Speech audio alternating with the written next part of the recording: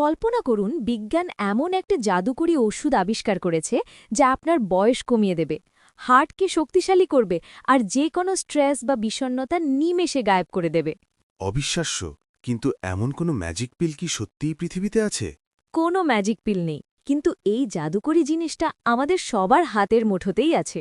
নমস্কার বন্ধুরা, আজ আমরা কথা বলবো প্রতিদিন শরীরচর্চা বা এক্সারসাইজ করার পেছনের খাঁটি বিজ্ঞান নিয়ে। ঠিক তাই, ঘাম ঝরালে শুধু ওজন কমে না, বরং আপনার পেশি থেকে শুরু করে মস্তিষ্কের গভীরের নিউরনে এমন কিছু অভাবনীয় পরিবর্তন ঘটে যা শুনলে আপনি আজই ওয়ার্কআউট শুরু করতে চাইবেন। আচ্ছা, শুরুতেই একটা সাধারণ প্রশ্ন করি। আমরা যখন জিমে গিয়ে ভারী ওজন তুলি বা দৌড়াই, তখন তো আমরা হাঁপিয়ে যাই, পেশিতে ব্যথাও হয়।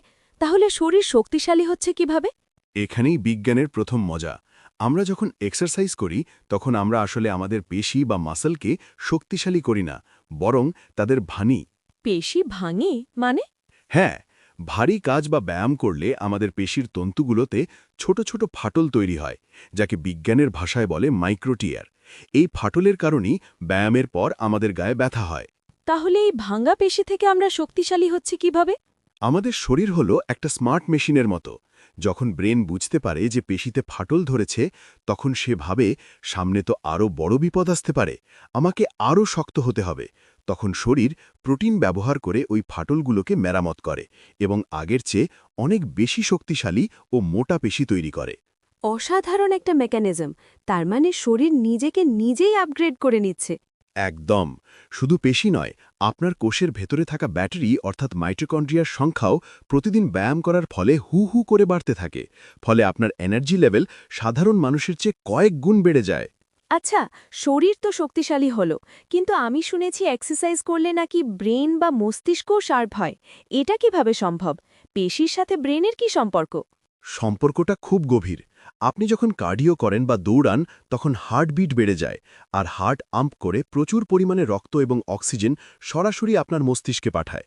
হ্যাঁ, অক্সিজেন বেশি গেলে ব্রেন ভালো কাজ করবে, এটা তো স্বাভাবিক। শুধু অক্সিজেন নয়, আসল ম্যাজিকটা ঘটে একটা বিশেষ কেমিক্যালে।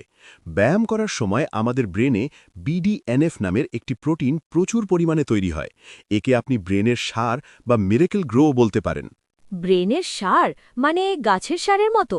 ঠিক তাই, এই সার আমাদের মস্তিষ্কের নতুন নতুন নিউরন বা ব্রেন সেল তৈরি করতে সাহায্য করে, বিশেষ করে হিপ্পোক্যাম্পাস অংশে, যা আমাদের স্মৃতিশক্তি ধরে রাখে।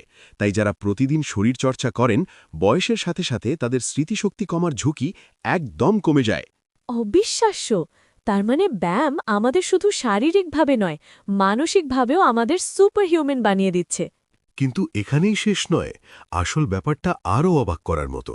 অবাক করার মতো? পেশি আর ব্রেনের পর আর কি বাকি থাকলো? বাকি থাকলো আপনার ডিএনএ। বিজ্ঞান প্রমাণ করেছে যে প্রতিদিন শরীরচর্চা করলে আমাদের জিনের ভেতরেও বিশাল পরিবর্তন আসে। একে বিজ্ঞানের ভাষায় বলা হয় এপিজেনেটিক্স। মানে, এটা কিভাবে সম্ভব? আমরা তো জন্মসূত্রে একটা নির্দিষ্ট ডিএনএ নিয়ে আসি, সেটাকে আবার বদলানো যায় নাকি? আমরা আমাদের ডিএনএর কোড বদলাতে পারি না ঠিকই, কিন্তু কোন জিনটা অন থাকবে আর কোনটা অফ হবে সেটা কন্ট্রোল করতে পারি।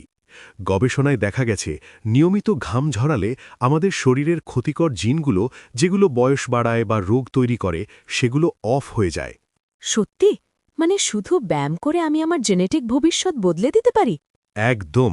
আর অন্যদিকে রোগ প্রতিরোধকারী ভালো জিনগুলো অন হয়ে যায়। অর্থাৎ এক্সারসাইজ হলো এমন একটা রিমোট কন্ট্রোল, যা দিয়ে আপনি আপনার ডিএনএকে হ্যাক করতে পারেন। ভাবলেই গায়ে কাঁটা দেয়। আমরা হয়তো ভাবি জিমে যাওয়া মানে সিক্স প্যাক বানানো, কিন্তু আসলে প্রতিদিনের শরীরচর্চা হলো আমাদের কোষ, নিউরন আর ডিএনএর এক জাদুকরী সায়েন্স ফিকশন।